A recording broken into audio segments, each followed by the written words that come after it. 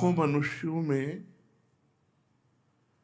कोई एक ऐसा होता है जो भगवत प्राप्ति के मार्ग में चलने की सोचता है। नहीं तो माया वाटिका का ऐसा मनोरंजन है कि इसी में पूरा जीवन व्यतीत हो जाता है। कामनाओं की बाढ़, चिंता, शोक, भय, इन्हीं में फंसा हुआ नाना प्रकार के दुखों को भोगता हुआ इस दिव्य मानव जीवन को व्यर्थ कर देता है। लाखों में कोई एक धर्मात्मा होता है, सब मनमानी आचरण में चलने वाले होते हैं। उन लाखों धर्मात्माओं में कोई एक भगवत प्राप्ति की बात सोचता है। आत्मबोध हो जाना, भगवान के लिए संपूर्ण जीवन समर्पित करके एक एक श्वास भगवान का नाम जप करना, कोई बिरला। उन चलने वालों में हजारों में कोई एक चल पाता है, तो क्या होता है फिर? वो मनोरंजन में लग जाता है।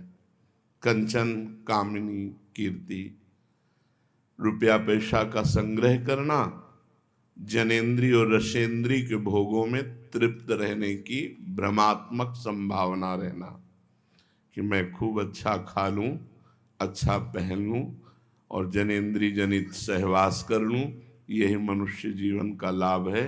भगवान तो फिर कभी मिल जाएंगे। और वो भ्रमित होकर रसेंद्रीय और जनेन्द्रीय के भोगों में भटक जाता है।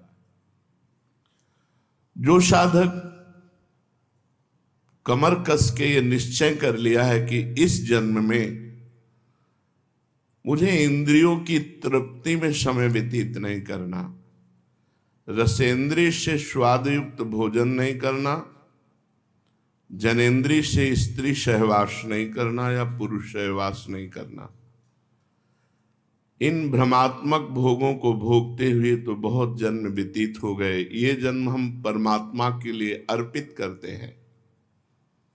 उसकी दिनचर्या क्या होगी? पहला, किसी उच्च कोटि के महापुरुष का आश्रय। पीछे वर्णन हुआ है कि जो किसी महान संप्रदाय से जुड़े हों, जो जितेंद्रिय हों, विषय लोलुप न हो, केवल परमात्म चिंतन में ही जिनका समय जाता हो, भगवान से प्रार्थना करे ऐसे सदगुरुदेव मुझे मिले। सदगुरुदेव की शरण लेकर के फिर पहला उनकी आज्ञा में अपने जीवन को समर्पित करना। जो भगवत मार्ग में चलना चाहते हैं, सदगुरुदेव की शरण, उनकी आज्ञा में जीवन आज्ञा पे ये प्रश्न नहीं होता कि क्या आज्ञा। गुरु आज्ञा में बहुत बड़ी सामर्थ्य है। गुरु ने आज्ञा कर दी। महाभारत में प्रसंग आता है कि वर्षा हो रही, जाओ खेत की मेड़ टूटने न पावे।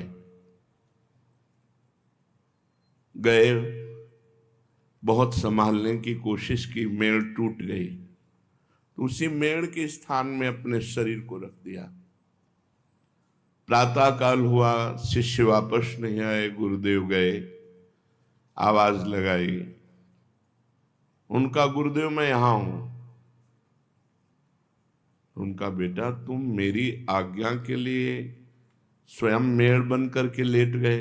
बोले गुरुदेव पानी संभल नहीं रहा था, और आपकी आज्ञा पालन करने में यदि हमारे प्राण भी चले जाएं तो। उनका जाओ चारों वेद तुम्हारे हृदय में स्फुरित हो जाए। गुरु कृपा ही केवलम। हम साधन तो निमित्त मानते हैं, कृपा को विशेष मानते हैं। गुरु कृपा से ही शिष्य का साधन संपूर्ण सिद्धावस्था तक पहुंचता है। अगर साधक अभिमान कर ले तो भ्रष्ट हो जाएगा, वो सिद्धावस्था तक नहीं पहुंच सकता। साधन की सिद्धावस्था गुरु की अधीनता है। जो सोचे कि हमने गुरु मंत्र ले लिया, गुरु से उपदेश ले लिया, अब गुरु की क्या आवश्यकता है, अब तो हम साधना करें, साधना करके भगवत प्राप्ति कर ले, असंभव। पीछे चर्चा में कहा गया था जैसे जल के संयोग से कमल पुष्ट होता है और जब सूर्य उदय होता है तो खिल जाता है। सूर्य है गुरुदेव और जल का संयोग है उनकी आज्ञा, और हम हैं कमल। अगर हम उनकी आज्ञा के संयोग में बने रहे तो उनके प्रकाश से हम खिल जाएंगे, हम भगवत आनंद में डूब जाएंगे। और यदि गुरुदेव की आज्ञा रूपी जल संग का त्याग कर दे तो उसी तेज से वो कमल भस्म हो जाएगा। जो गुरु की अवज्ञा कर देगा उसकी साधना कितनी भी उच्च कोटि की हो, वो कभी सिद्ध पुरुष नहीं हो सकता, कभी भगवत साक्षात्कार नहीं कर सकता, कभी आनंद का अनुभव नहीं कर सकता। इसलिए गुरुदेव की अधीनता, उनके वाक्य को ही वेद वाक्य मानना। ध्यान मूलम गुरु मूर्ति, पूजा मूलम गुरु पदम, मंत्र मूलम गुरु वाक्यम, मोक्ष मूलम गुरु कृपा। मंत्र का मूल गुरु के वाक्य है और मोक्ष का मूल गुरु की कृपा है। गुरुदेव मनुष्य हैं ऐसा अधम साधक मानता है, गुरुदेव अच्छे संत हैं ये मध्यम साधक मानता है, और गुरुर् ब्रह्मा गुरुर्विष्णु गुरुर्देव महेश्वरा गुरु साक्षात परब्रह्म तस्मै श्री गुरुवे नमः, ये उत्तम साधक का लक्षण है कि जो परब्रह्म सामने हमारे बैठे हुए हैं, हमें और कोई अनुभूति नहीं करनी, हमारे गुरुदेव परब्रह्म है, उनके वाक्य ही वेद है, उनकी आज्ञा का पालन ही साधना है और उनकी प्रसन्नता ही सिद्धावस्था है। अब उस साधक को अपनी दिनचर्या बनानी चाहिए, नित्य स्वाध्याय होना चाहिए। वेदो नित्य मधीयताम, शास्त्र आज्ञा करता है वेदो नित्य मधीयताम, वेदों का नित्य स्वाध्याय होना चाहिए साधक को। अब जो संस्कृत नहीं पढ़े तो वो वेदों तक कैसे पहुंच सकते हैं?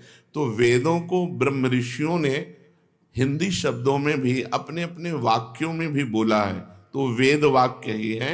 संतों की वाणी का रोज स्वाध्याय करना,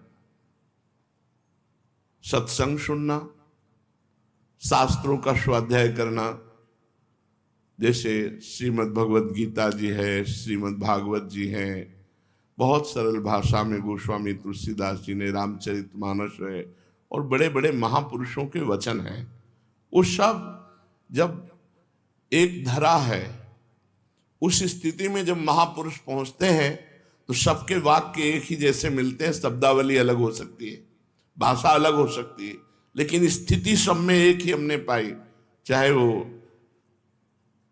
गुरुवाणी जी हो, चाहे महावीर स्वामी के वचन हो, चाहे वो आद्य गुरु भगवान शंकराचार्य के वचन हो, सब उसी परमात्म तत्व की स्थिति में पहुंचे हुए महापुरुष उसी का वर्णन करते हैं। सब महापुरुषों का एक ही सार विषय है, शरीर का राग मिट जाना, इंद्रियों को वश में कर लेना, मन को परमात्मा में लगा लेना, हो गई परमात्मा प्राप्ति। विषयों में लगा हुआ मन बंधन का कारण है और परमात्मा में लगा हुआ मन मोक्ष का कारण है। तो साधक की दिनचर्या में वेदो नित्य मधीयताम, शास्त्र का स्वाध्याय नित्य होना चाहिए। जैसे अपनी वाणी है श्रीमद् चतुरासी जी, 42 लीला, ये जो भगवत लीलाओं का गायन करने वाले हैं, इनका तो गायन किया ही जाए, लेकिन सिद्धांत जरूर पढ़ा जाए। अगर सिद्धांत जीवन में नहीं है तो आप लीला गायन करके, नाम जप करके, वैराग्य धारण करके भी भोगों में भ्रष्ट हो जाएंगे। सिद्धांत तो वो मेड़ है जो साधक को फूटने नहीं देती, बहने नहीं देती, भ्रष्ट नहीं होने देती। सिद्धांत समझ लेना चाहिए। बिल्कुल एक श्लोक में हरिवंश महाप्रभु सिद्धांत का वर्णन, एक दोहे को मान लो तो उसी से काम चल जाएगा। एक श्लोक, दूरादपाश स्वजनान सुखमर्थ कोटिम सर्वेषु साधन वरेषु चिरम निराशा वर्षंत में सहजाद्भुत सौख्य धाराम श्री राधिका चरण रेणु मामिस्मरामि। पारिवारिक जनों से दूर रहो, सीधे आदेश है। अय वैरागी, अय भगवत तत्व के ज्ञान को प्राप्त करने वाले जिज्ञासु, दूरादपाश स्वजनान, जो शरीर संबंधी जन है इनसे दूरी बनाओ। यदि गृहस्थ हो तो इनमें भगवत भावना करो, मोह को मिटा दो, और यदि वैरागी हो तो भगवत भावना करके इनसे दूरी बनाओ। दूरादपाश स्वजनान। अगर कोई कहे कि फिर मातृ ऋण, पितृ ऋण, ऋषि ऋण, देव ऋण, ये भगवत प्राप्ति होते ही सारे ऋणों से वो जीव मुक्त हो जाता है और उसके माता पिता परिवार सबका कल्याण होता है। इसलिए सबका कल्याण के लिए अपने को निर्मोही बनना होगा। दूरादपाश स्वजनान। परमात्मा के सिवा, गुरुदेव की आज्ञा के सिवा, गुरुदेव के सिवा हमारा कोई नहीं। असंगोयम पुरुषा, मैं असंग हूं, मेरा कोई नहीं। पहले दूरादपाश स्वजन। ये जो घर परिवार से वैरागी होकर के मिलना, तो पूर्व मोह को, जो अंदर हमारे संस्कार, उनको जागृत करना, तो फिर चिंतन किसका होगा? सरल भाषा में गोस्वामी तुलसीदास जी ने इसी बात को कहा। जननी जनक बंधु सुतदारा, तनु धन धाम सुहृद परिवारा, सबकी ममता ताग बटोरी, मम पद मनहि बांध बरडोरी। भगवान के सिवा, प्रियाजू के सिवा, ठाकुर जी के सिवा, गुरुदेव के सिवा हमारा कोई नहीं है। वैराग्य का सच्चा लक्षण पहले समझो। दूरादपाश स्वजनान। जो स्वजन संबंधी कहने वाले हैं इनसे बिल्कुल दूर, इनका परिचय भुलाना है हमें। क्योंकि हमारा जन्म जन्म से ऐसा राग होता रहा, जहां जन्म हुआ वो माँ, वो पिता, वो परिवार, वो दुलार, वो अपनापन हमारे चित्त को खींचता है। ये जो पारिवारिक मोह है यही दुर्गति का कारण है। यदि गृहस्थ है तो उससे भगवत भावना करके मोह मिटाना होगा कि इन सब में भगवान है, और विरक्त है तो दूरी बना के भगवत भावना करनी होगी। उसको नजदीकी पना नहीं कि सब में भगवान है, हम नहीं, घर नहीं जाना, घर वालों से नहीं मिलना। कभी ऐसे अचानक कोई मिल गया तो प्रणाम नमस्कार, वो भी रूखे मन से। आओ आओ, मिलना, बैठाना, प्यार करना, इससे परमार्थ बिगड़ जाएगा। सिद्ध पुरुषों की बात अलग है। साधक को बिल्कुल इस आज्ञा का पालन करना चाहिए। दूसरा, सुखमर्थ कोटिम, रुपये के द्वारा प्राप्त होने वाले सुखों का त्याग। यदृच्छा लाभ संतुष्टो द्वंद्वातीतो विमत्सरा। भगवान जैसे हमारा भरण पोषण करें, हम भगवान के आश्रित होकर अपना भरण पोषण शरीर का होने दें, रुपये के आश्रित होकर नहीं। अगर विरक्त होकर के रुपये के आश्रित हमारा भरण पोषण होता है या रुपये वालों के आश्रित होता है, परमार्थ नहीं बन रहा। पेट भर लो, वीआईपी व्यवस्था में रह लो, आपका परमार्थ नहीं बन रहा। महलों में राखो चाहे झोपड़ी में वास दो। बैरागी संतों की ये स्थिति रहेगी। कभी महलों में वास कर रहे हैं, कोई महलों में ले गया, कभी फुटपाथ में वास कर रहे हैं, कभी कोई चंदन माला चला रहा है तो कभी कोई जूता भी चला दिया, कोई फर्क नहीं। कभी कोई गाली भी दे दिया, मारपीट भी दिया, तो भी उसका मंगल किया। तुम्हारा मंगल हो, भगवान तुम्हारा कल्याण करें, तुम्हारा मंगल हो। कभी उनसे द्वेष, साधु बहुत बड़ी स्थिति होती है। तो सुखमर्थ कोटिम, रुपये का आश्रय नहीं अंदर से होना चाहिए, आश्रय भगवान का होना चाहिए। तीसरा, शरीर राग। सर्वेषु साधन वरेषु, इसमें शरीर राग छिपा हुआ है। मैं साधना करता हूं, इस साधना के बल से भगवत प्राप्ति करूंगा, इसमें भी अहम ग्रह है। अहम है, अहम होने के कारण वो भगवत प्राप्ति नहीं कर पाएगा। इसलिए साधन तो हम कर रहे हैं, पर गुरु कृपा का आश्रय है। गुरु कृपा से कर रहे हैं, भगवत कृपा से कर रहे हैं। हमारा जो साधन बन रहा है, मुझे इसका बल नहीं है, मुझे गुरु कृपा का बल है, भगवत प्राप्ति का। तीन बातें हरिवंश महाप्रभु ने कही। सबसो हित निष्काममति श्री वृंदावन विश्राम, श्री राधा वल्लभ लाल को हृदय ध्यान मुख नाम। सबसे हमें व्यवहार करना पड़ेगा, मनुष्य जीवन है, मिलेंगे भगत जगत सब, लेकिन सबसे हमें निष्काम मति रखनी। हमें कोई चाह नहीं करनी किसी व्यक्ति के मिलने से, किसी से प्रेम से व्यवहार करने से मेरे अंदर ये चाह ना पैदा हो जाए कि ये व्यक्ति हमें कुछ दे या देगा। ऐसा हमारा व्यवहार नहीं होना चाहिए यदि भगवत प्राप्ति करनी है। सबसो हित लेकिन निष्काम मति, सब जीवन सो प्रीति, व्यवहार में सबसे प्रेम व्यवहार से बोलेंगे, लेकिन रीति निबाह तापनी, हमारी रीति है, हम तुमसे कोई चाह नहीं करेंगे, अचाह होकर व्यवहार करना। और विरक्तों को अब चाहिए, समय बड़ा परिवर्तित होता जा रहा है। अभी 4-5 दिन पहले हमें एक क्लिप दिखाई गई, जैन मुनि राजस्थान में किसी गांव के बाहर परम विरक्त भाव से जो भ्रमण करते हैं, उनको बहुत मारा, 6 लोगों ने मिलकर मारा सरिया डंडों से। ऐसे बड़ा हृदय व्यथित हुआ कि आज साधु अपनी साधुता की रक्षा के लिए भ्रमण भी नहीं कर सकता। भ्रमण करे तो कहीं कोई बच्चा चोर कह के, या कहीं कोई ऐसे इस तरह का राक्षसी भाव बढ़ रहा है, तो आदेश किया परम पवित्र तीर्थों में, धामों में वास करो, श्री वृंदावन विश्राम, भगवान के धाम जहां गुरु की सिद्ध पीठ है। पर जो वीर पुरुष होते हैं वो डरते नहीं है। प्रारब्ध भोग है शरीर का, चलो पीट लो, लेकिन वो अपनी मर्यादा में कभी विचलित नहीं होते, वो तो भ्रमण ही करते हैं। पर समय बहुत गलत आता चला जा रहा है, लोगों की आसुरी बुद्धि बढ़ रही। बोलो विरक्त संत, उनमें तुम्हें क्या भय की आशंका है? जो कोमल स्वभाव करुणा में जगत मंगल के लिए पद यात्रा कर रहे हैं, उनके चरण धूलि माथे पे लगावे जिससे मंगल हो। और नौजवान 6 लोगों ने मिलकर के डंडे से मारा। एक बार कहीं मार ही डाला था, पाल घर में तो मार ही डाला था संतों को। तो इसलिए कह रहे श्री वृंदावन विश्राम, भगवत धामों में, गुरु की सिद्ध पीठों में विश्राम करे, क्योंकि जगत का बड़ा विकराल स्वरूप होता चला जा रहा है। लोग पशुता को, ऐसे संतों के अपराध से कुल परंपरा नष्ट हो जाती। साधु अवज्ञा तुरंत भवानी कर कल्याण अखिल के हानि। जो विरक्त संत हैं उनके प्रति केवल रोष दृष्टि से देख लेने मात्र से अनेक जन्मों के पुण्य नष्ट हो जाते हैं। फिर उन पर प्रहार कर देने से तो सर्वनाश हो जाएगा। उनको न लोक के रहेंगे, न परलोक के, न उनके बाप बाबा रहेंगे। पितरों तक का नाश हो जाता, पतन हो जाता है।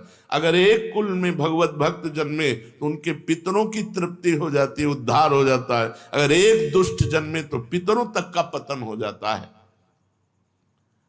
सब सुहित, सबसे प्यार करो, निष्काम भाव से रहो, भगवत धामों का सेवन करो, निरंतर भगवान नाम जप करते हुए अपने इष्ट का ध्यान करो।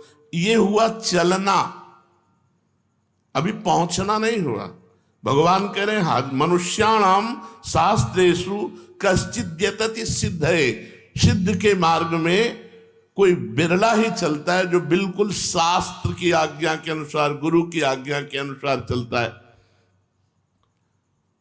भगवान के नाम का कीर्तन करना, भगवान के श्री विग्रह के सामने नृत्य करना, जोर जोर से भगवान को एकांत में पुकारना, बड़े महापुरुषों का संग करना।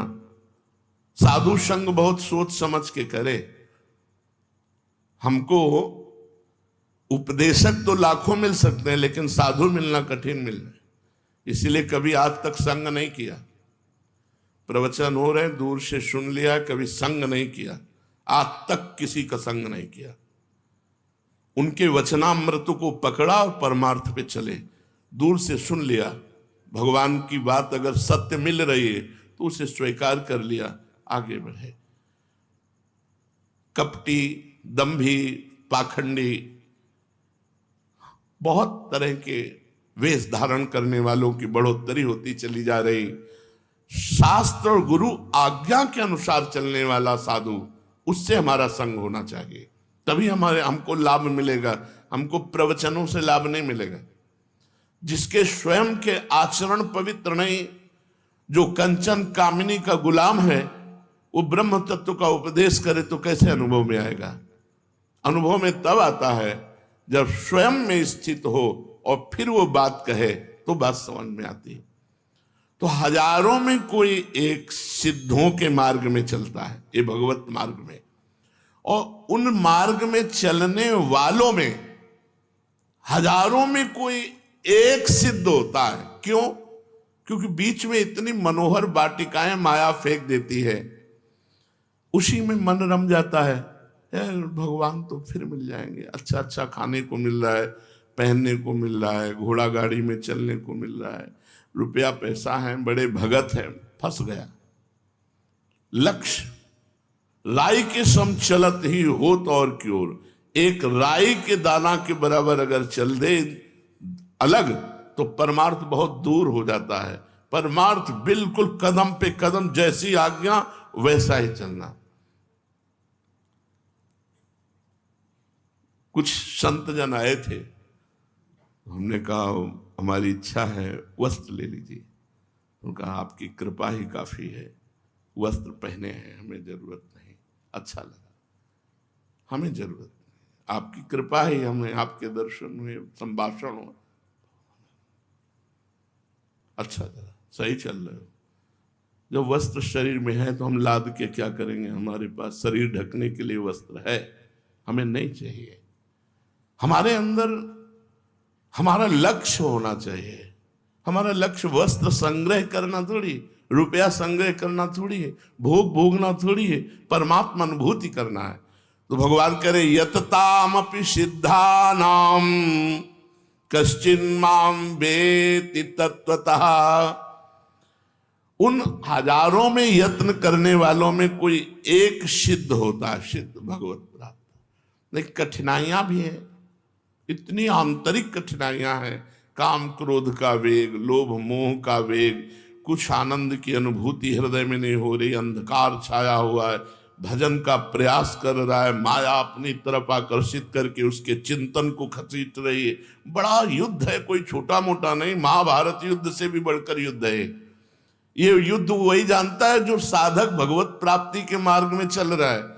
जो बैलेंस बना के मनोरंजन कर रहे हैं उनको तो युद्ध से मतलब ही नहीं, लेकिन जो संयम से भगवत प्राप्ति के मार्ग में चल रहा है उसके हृदय में दाह पैदा होती है। वो महान तितिक्षु, कष्टों को सहने वाला, बाहरी भीतरी दोनों प्रकार के प्रहारों को सहने वाला, वो सहत सहत बाढ़े भगति गृह तनु गुरु हितगार।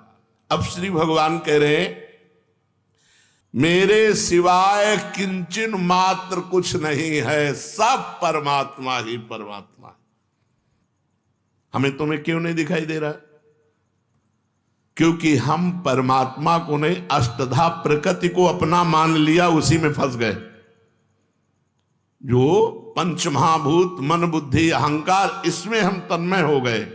इसलिए हमें परमात्मा तत्व का बोध ना होने के कारण हमको स्त्री दिखाई देता है, पुरुष दिखाई देता है, दुरात्मा दिखाई देता है, महात्मा दिखाई देता है, छोटा बड़ा अच्छा बुरा।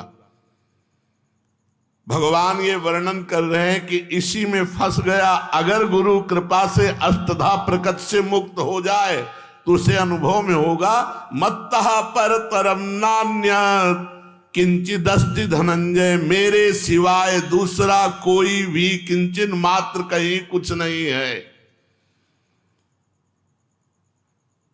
कारण, क्योंकि मैं इस जगत का कारण भी हूं, कार्य, इस जगत का कार्य भी मैं हूं, कारण भी मैं हूं, बनने वाला भी मैं हूं और बनाने वाला भी मैं हूं, और मिटने वाला भी मैं हूं और मिटाने वाला भी मैं हूं, सजने वाला भी मैं हूं और सजाने वाला भी मैं हूं। फिर परेशानी क्या है? परेशानी यह है ये पंचभूतों के रचित बवंडर में फंस गए, इस देह में फंस गए, मैं तू में फंस गए, मेरा तेरा में फंस गए। बस यही मिटाने के लिए मानव देह मिला है। श्री भगवान कह रहे हैं जैसे सूत का माला, तो सूत का धागा भी और सूत की मणियां भी, ऐसे चराचर जगत है। अष्टधा प्रकृति भी मैं ही बना हूं और पराप्रकृति भी मैं हूं, मेरे सिवा कोई नहीं है।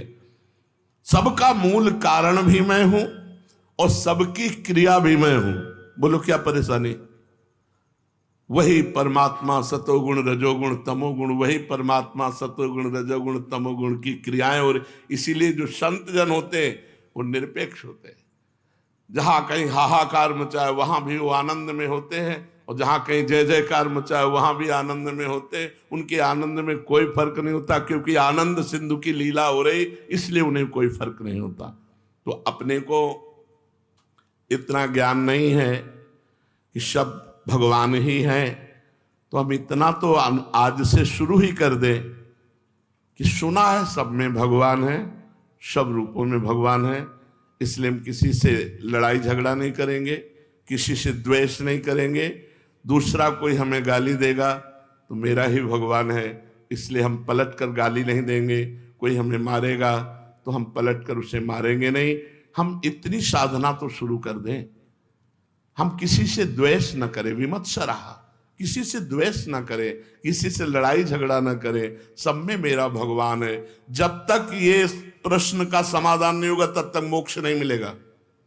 एक भी सृष्टि में कोई बकाया न रह जाए जिसे आप परमात्मा से अलग माने, वही तुम्हारे बंधन का कारण होगा। सर्वम खलमिदम ब्रह्मणे नानास्ति किंचन, सब कुछ परमात्मा ही है, ये स्वयं परमात्मा बोल रहे। मत्ता परतरम नान्यत किंचिदस्ति धनंजय, मेरे सिवाय जगत में किंचन मात्र भी कुछ नहीं है, और हमको यही सिद्ध करना है। जो सिद्ध पुरुष हुए हैं उन्होंने सारे जगत में अपने इष्ट को देखा। जैसे गोस्वामी तुलसीदास जी कह रहे, श्री राम में सब जग जानी। उपनिषद तत्वदर्शी महापुरुष कह रहे हैं, ईशावास्यमिदं सर्वम यत् किंचे जगत्याम जगत, जगत का एक कण भी ऐसा नहीं जिसमें ईश्वर ना विराजमान हो। यही हमें सिद्ध करना है। भगवान कह रहे हजारों में कोई एक सिद्ध करता है, तो जिसे इसे यहां हजारों में कह रहे हैं उसी को पीछे कहा, बहुनाम जन्मनावंते ज्ञानवान माम प्रपद्यते वासुदेवास्वरमित स महात्मा सुदुर्लभा, सब जगह वासुदेव हैं। जब तक ये बात नहीं सिद्ध होगी तब तक आपकी जीवन यात्रा अधूरी मानी जाएगी, साधना अधूरी मानी जाएगी। हमारे हरिवंश महाप्रभु कहते हैं, ये क्रूरा अपि पापिनो न च सताम संभाष्य दृश्याश्चये सर्वान वस्तुतया निरीक्ष परम स्वाराध्य बुद्धिर्मम। जो दुष्ट हैं, पापी हैं, नीच हैं, वो भी मेरे साक्षात इष्ट देव हैं। ये कोई ना समझे कि ये ज्ञान मार्ग की बात है। बिना इस प्रश्न का समाधान किए, सर्वत्र भगवत बुद्धि किए, कोई भी मोक्ष पदवी को प्राप्त नहीं हो सकता, कोई भी भगवत प्राप्त नहीं हो सकता, कोई सिद्ध नहीं हो सकता। इसलिए हम प्रयत्न करें, अष्टधा प्रकट से अपने संबंध को हटाकर भगवान में, गुरुदेव में लगाएं और निरंतर गुरु मंत्र का चिंतन करें। इसी से हमारा सारा काम बन जाएगा। शेष चर्चा आगे। श्री राधा।